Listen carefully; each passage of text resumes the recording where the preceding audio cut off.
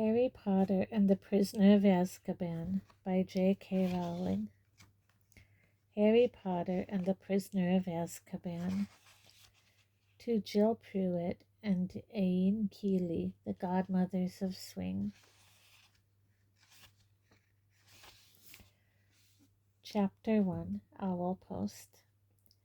Harry Potter was a highly unusual boy in many ways. For one thing, he hated the summer holidays more than any other time of year.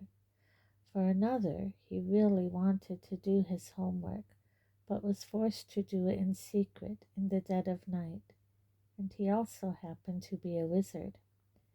It was nearly midnight, and he was lying on his front in bed, the blankets drawn right over his head like a tent, a torch in one hand, and a large leather-bound book, A History of Magic by Bathilda Bagshot, propped open against the pillow. Harry moved the tip of his eagle feather quill down the page, frowning as he looked for something that would help him write his essay. Witch burning in the 14th century was completely pointless. Discuss. The quill paused at the top of a likely-looking paragraph. Harry pushed his round glasses up his nose, moved his torch closer to the book, and read. Non-magic people, more commonly known as muggles, were particularly afraid of magic in medieval times, but not very good at recognizing it. On the rare occasion that they did catch a real witch or wizard, burning had no effect whatsoever. The witch or wizard would perform a basic flame-freezing charm and then pretend to shriek with pain while enjoying a gentle tickling sensation. Indeed, Wendelin the Weird enjoyed being burnt so much that she allowed herself to be caught no fewer than 47 times in various disguises. Harry put his quill between his teeth and reached underneath his pillow for his ink bottle and a roll of parchment. Slowly and very carefully he unscrewed the ink bottle, dipped his quill into it, and began to write, pausing every now and then to listen, because if any of the Dursleys heard the scratching of his quill on their way to the bathroom, he'd probably find himself locked in the cupboard under the stairs for the rest of the summer. The Dursley family of number 4 Privet Drive was the reason that Harry never enjoyed his summer holidays. Uncle Vernon, Aunt Petunia, and their son Dudley were Harry's only living relatives. They were muggles, and they had a very medieval attitude towards magic. Harry's dead parents, who had been a witch and wizard themselves, were never mentioned under the Dursleys' roof. For years Aunt Petunia and Uncle Vernon had hoped that if they kept Harry as downtrodden as possible, they would be able to squash the magic out of him. To their fury, they had been unsuccessful, and now lived in terror of anyone finding out that Harry had spent most of the last 2 years at Hogwarts School of Witchcraft and Wizardry. The most the Dursleys could do these days was to lock away Harry's spellbooks, wand, cauldron, and broomstick at the start of the summer holidays and forbid him to talk to the neighbors. This separation from his spellbooks had been a real problem for Harry, because his teachers at Hogwarts had given him a lot of holiday work. One of the essays, a particularly nasty one about shrinking potions, was for Harry's least favorite teacher, Professor Snape, who would be delighted to have an excuse to give Harry detention for a month. Harry had therefore seized his chance in the first week of the holidays. While Uncle Vernon, Aunt Petunia, and Dudley had gone out into the front garden to admire Uncle Vernon's new company car in very loud voices so that the rest of the street would notice it too, Harry had crept downstairs, picked the lock on the cupboard under the stairs, grabbed some of his books, and hidden them in his bedroom. As long as he didn't leave spots of ink on the sheets, The Dursleys need never know that he was studying magic by night. Harry was keen to avoid trouble with his aunt and uncle at the moment, as they were already in a bad mood with him, all because he'd received a telephone call from a fellow wizard 1 week into the school holidays. Ron Weasley, who was one of Harry's best friends at Hogwarts, came from a whole family of wizards. This meant that he knew a lot of things Harry didn't, but had never used a telephone before. Most unluckily, it had been Uncle Vernon who had answered the call. "Vernon Dursley speaking." Harry, who happened to be in the room at the time, froze as he heard Ron's voice answer. "Hello, hello, can you hear me? I want to talk to Harry Potter."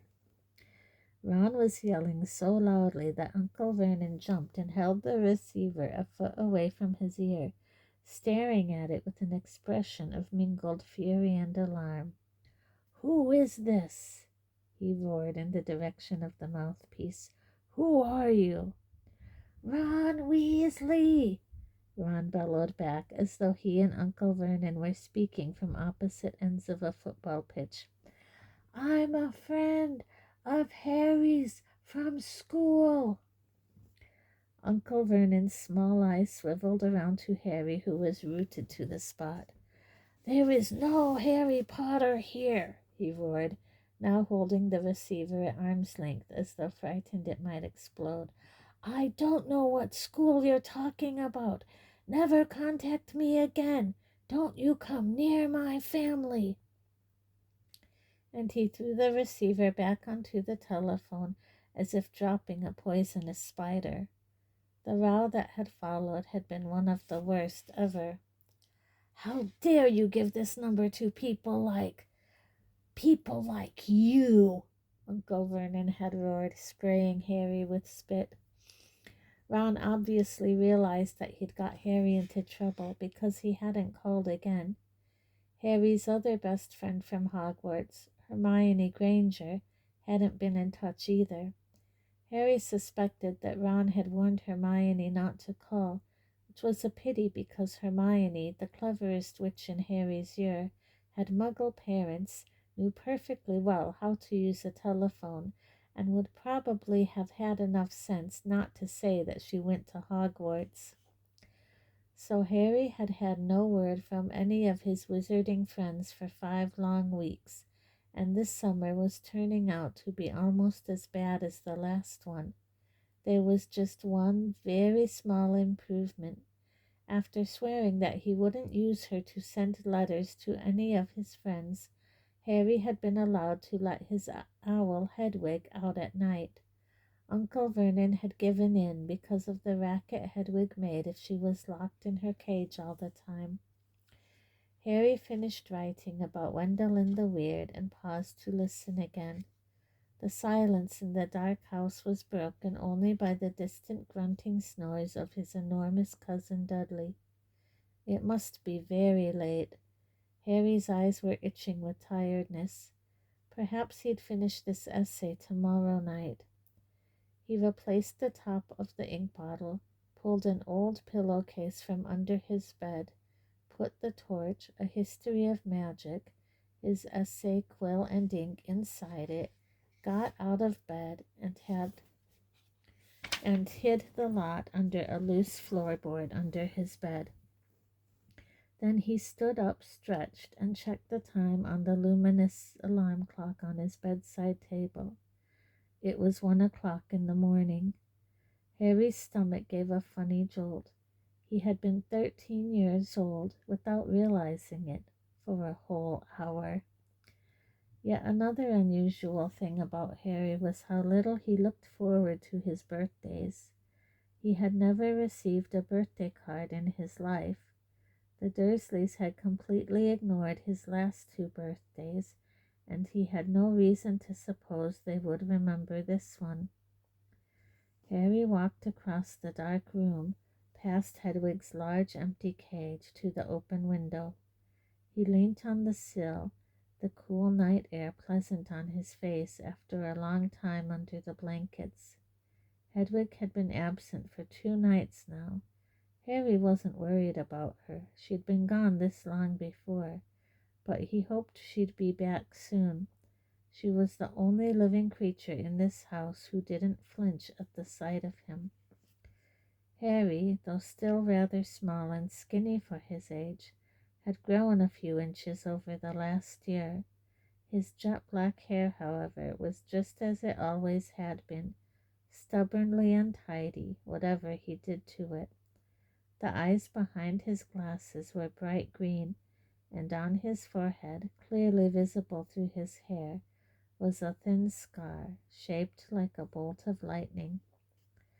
Of all the unusual things about Harry, this scar was the most extraordinary of all. It was not, as the Dursleys had pretended for 10 years, a souvenir of the car crash that had killed Harry's parents, because Lily and James Potter had not died in a car crash. They had been murdered by the most feared dark wizard for 100 years, Lord Voldemort. Harry had escaped from the same attack with nothing more than a scar on his forehead, when Voldemort's curse, instead of killing him, had rebounded upon its originator. Barely alive, Voldemort had fled. But Harry had come face to face with him since at Hogwarts. Remembering their last meeting as he stood at the dark window, Harry had to admit he was lucky even to have reached his 13th birthday.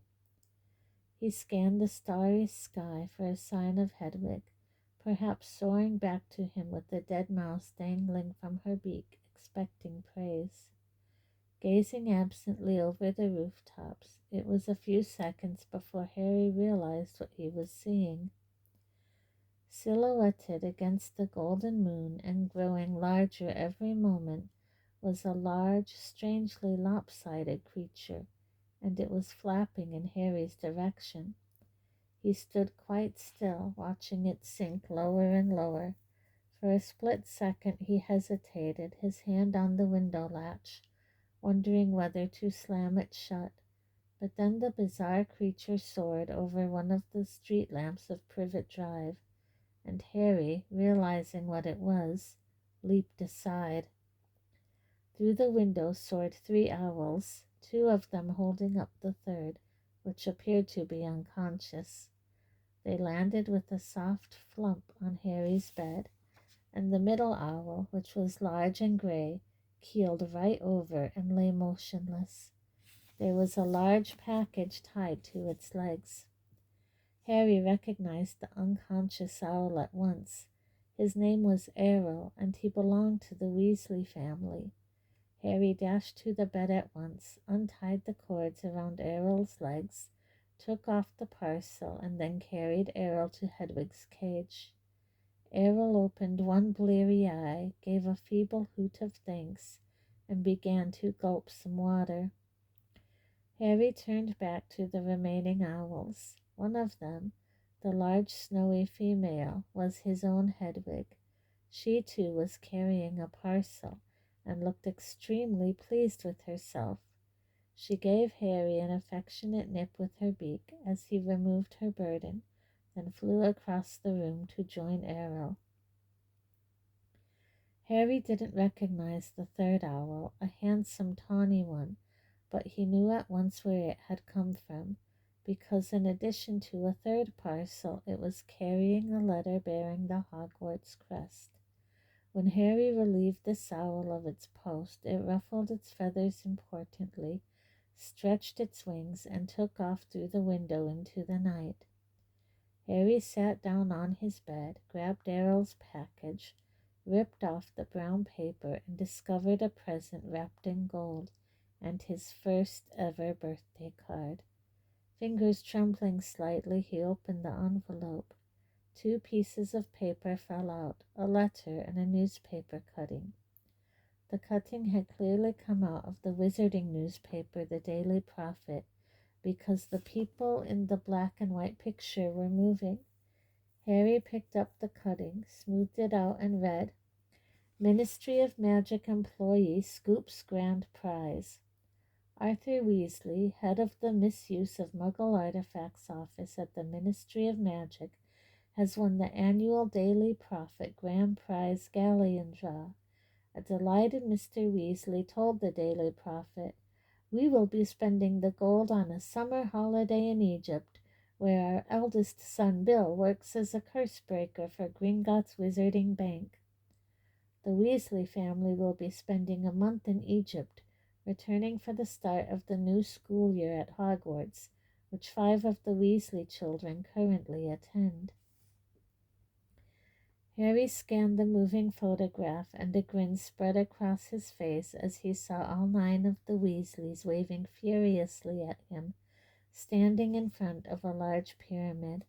Plump little Mrs. Weasley, tall balding Mr. Weasley, 6 sons and 1 daughter all, though the black and white picture didn't show it, with flaming red hair. Right in the middle of the picture was Ron, tall and gangling, with his pet rat Scabbers on his shoulder and his arm around his little sister Ginny. Harry couldn't think of anyone who deserved to win a large pile of gold more than the Weasleys, who were very nice and extremely poor. He picked up Ron's letter and unfolded it. Dear Harry, happy birthday. Look, I'm really sorry about that telephone call. I hope the Muggles didn't give you a hard time. I asked Dad, and he reckons I shouldn't have shouted. It's brilliant here in Egypt. Bill's taken us round all the tombs, and you wouldn't believe the curses those old Egyptian wizards put on them. Mom wouldn't let Ginny come in the last one. There were all these mutant skeletons in there of Muggles who'd broken in and grown extra heads and stuff. I couldn't believe it when Dad won the Daily Prophet draw. 700 galleons. Most of it's gone on this holiday, but they're going to buy me a new wand for next year. Harry remembered only too well the occasion when Ron's old wand had snapped. It had happened when the car the 2 of them had been flying to Hogwarts had crashed into a tree in the school grounds. We'll be back about a week before term starts, and we'll be going up to London to get my wand and our new books. Any chance of meeting you there? Don't let the Muggles get you down. Try and come to London, Ron. P.S. Percy's head boy. He got the letter last week. Harry glanced back at the photograph. Percy, who was in his 7th and final year at Hogwarts, was looking particularly smug. He had pinned his head boy badge to the fez perched jauntily on top of his neat hair, his horn-rimmed glasses flashing in the Egyptian sun. Harry now turned to his present and unwrapped it. Inside was what looked like a miniature glass spinning top. There was another note from Ron beneath it. Harry, this is a pocket sneakoscope. If there's someone untrustworthy around, it's supposed to light up and spin. Bill says it's rubbish sold for wizard tourists and isn't reliable because it kept lighting up at dinner last night. But he didn't realize Fred and George had put beetles in his soup. Bye, Ron. Harry put the pocket sneakoscope on his bedside table, where it stood quite still, balanced on its point, reflecting the luminous hands of his clock. He looked at it happily for a few seconds, then picked up the parcel Hedwig had brought. Inside this, too, there was a wrapped present, a card and a letter, this time from Hermione. Dear Harry, Ron wrote to me and told me about his phone call to your Uncle Vernon. I do hope you're all right. I'm on holiday in France at the moment, and I didn't know how I was going to send this to you. What if they'd opened it at customs? But then Hedwig turned up. I think she wanted to make sure you got something for your birthday for a change. I bought your present by owl order. There was an advertisement in the Daily Prophet. I've been getting it delivered. It's so good to keep up with what's going on in the wizarding world. Did you see that picture of Ron and his family a week ago? I bet he's learning loads. I'm really jealous. The ancient Egyptian wizards were fascinating. There's some interesting local history of witchcraft here, too. I've rewritten my whole history of magic essay to include some of the things I found out. I hope it's not too long. It's 2 rolls of parchment, more than Professor Binns asked for. Ron says he's going to be in London in the last week of the holidays. Can you make it? Will your aunt and uncle let you come? I really hope you can. If not, I'll see you on the Hogwarts Express on September the 1st. Love from Hermione. P.S. Ron says Percy's head boy. I'll bet Percy's really pleased. Ron doesn't seem too happy about it. Harry laughed again as he put Hermione's letter aside and picked up her present. It was very heavy. Knowing Hermione, he was sure it would be a large book full of very difficult spells, but it wasn't. His heart gave a huge bound as he ripped back the paper and saw a sleek black leather case with silver words stamped across it. Broomstick Servicing Kit. Wow, Hermione, Harry whispered, unzipping the case to look inside. There was a large jar of Fleetwood's high finish handle polish, a pair of gleaming silver tail twig clippers, a tiny brass compass to clip onto your broom for long journeys, and a handbook of do-it-yourself broom care. Apart from his friends, the thing that Harry missed most about Hogwarts was Quidditch, the most popular sport in the magical world.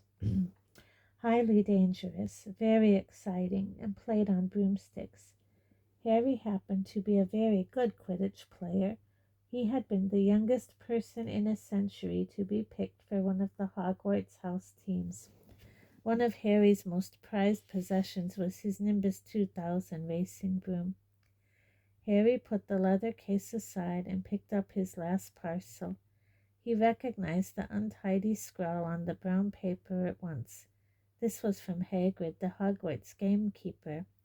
He tore off the top layer of paper and glimpsed something green and leathery, but before he could unwrap it properly, the parcel gave a strange quiver, and whatever was inside it snapped loudly, as though it had jaws. Harry froze. He knew that Hagrid would never send him anything dangerous on purpose, but then Hagrid didn't have a normal person's view of what was dangerous. Hagrid had been known to befriend giant spiders, buy vicious 3-headed dogs from men in pubs, and sneak illegal dragon eggs into his cabin. Harry poked the parcel nervously. It snapped loudly again. Harry reached for the lamp on his bedside table, gripped it firmly in one hand, and raised it over his head, ready to strike. Then he seized the rest of the wrapping paper in his other hand and pulled, and out fell a book. Harry just had time to register its handsome green cover emblazoned with the golden title, The Monster Book of Monsters, before it flipped onto its edge and scuttled sideways along the bed like some weird crab. "Uh-oh," Harry muttered. The book toppled off the bed with a loud clunk and shuffled rapidly across the room. Harry followed it stealthily. The book was hiding in the dark space under his desk. Praying that the Dursleys were still fast asleep, Harry got down on his hands and knees and reached towards it. Ouch! The book snapped shut on his hand and then flapped past him, still scuttling on its covers. Harry scrambled around, threw himself forward, and managed to flatten it. Uncle Vernon gave a loud, sleepy grunt in the room next door. Hedwig and Errol watched interestedly as Harry clamped the struggling book tightly in his arms, hurried to his chest of drawers, and pulled out a belt, which he buckled tightly around it. The monster book shuddered angrily, but could no longer flap and snap, so Harry threw it down on the bed and reached for Hagrid's card. "Dear Harry, happy birthday. Think you might find this useful for next year. Won't say no more here. Tell you when I see you. Hope the Muggles are treating you right. All the best, Hagrid." It struck Harry as ominous that Hagrid thought a biting book would come in useful, but he put up Hagrid's card next to Ron and Hermione's, grinning more broadly than ever. Now there was only the letter from Hogwarts left. Noticing that it was rather thicker than usual, Harry slit open the envelope, pulled out the first page of parchment within, and read, Dear Mr. Potter, please note that the new school year will begin on September the 1st. The Hogwarts Express will leave from King's Cross Station, platform 9 3/4 at 11 o'clock. Third years are permitted to visit the village of Hogsmeade at certain weekends. Please give the enclosed permission form to your parent or guardian to sign. A list of books for next year is enclosed. Yours sincerely, Professor M. McGonagall, Deputy Headmistress. Harry pulled out the Hogsmeade permission form and looked at it, no longer grinning. It would be wonderful to visit Hogsmeade at weekends. He knew it was an entirely wizarding village, and he had never set foot there. But how on earth was he going to persuade Uncle Vernon or Aunt Petunia to sign the form? He looked over at the alarm clock. It was now 2 o'clock in the morning. Deciding that he'd worry about the Hogsmeade form when he woke up, Harry got back into bed and reached up to cross off another day on the chart he'd made for himself, counting down the days left until his return to Hogwarts. Then he took off his glasses and lay down, eyes open, facing his 3 birthday cards. Extremely unusual though he was, at that moment Harry Potter felt just like everyone else, glad for the first time in his life that it was his birthday.